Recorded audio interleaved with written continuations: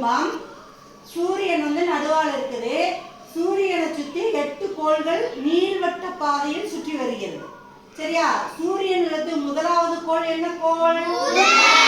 இதுதான் வந்து மிகச்சிறிய கோள். இதுதான் என்ன கோள்? மிகச்சிறிய கோள். இரண்டாவதாக இருப்பது வெள்ளி. இந்த புதனும் வெள்ளியும் சூரியனுக்கு பக்கத்துல இருக்கிறதுனால, வெப்பம் அதிகமா இருக்கிறதுனால அங்க எந்த ஒரு உயிரினமும் இருக்காது. புரிஞ்சுதா? சூரியன்ல இருந்து மூன்றாவது கோள் பூமி. என்ன கோள்? பூமியில தான் நம்ம எங்க இருக்கிறோம்? பூமியில. ஏன் இந்த 8 கோள்கள்ல பூமியில மட்டும்தான் உயிரினங்கள் வாழ்கின்றன. சரியா? இது பூமி வந்து மூன்றாவது கோள். அடுத்த கோள் செவ்வாய். செவ்வாய் வந்து சிவப்பு கோள் அப்படின்னு சொல்லுவாங்க.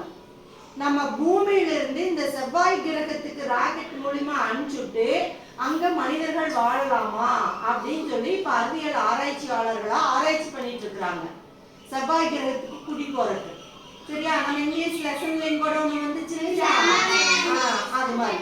அடுத்த கோள் என்ன கோள் அப்படின்னா வியாழன். வியாழன் மஞ்சள் நிற கோள்.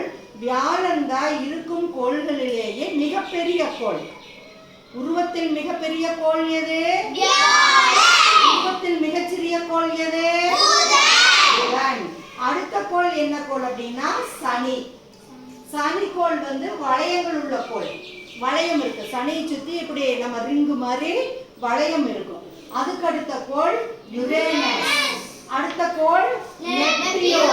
இந்த செவ்வாய் கிரகத்தை விட்டு வியாழன், சனி, யுரேனஸ், நெப்டியூன்ல சூரியனிலிருந்து ரொம்ப தொலைவில் இருக்கிறதுனால எப்போ இருட்டா இருக்கும், ரொம்ப குளிரா இருக்கும். ரொம்ப குளிராக இருக்கிறதுனால அங்கெல்லாம் உயிரினங்கள் வாழ முடியாது. அப்ப எந்த கோள்ல மட்டும்தான் உயிரினங்கள் வாழ்கின்றன? பூமி தான் வந்து பூமி.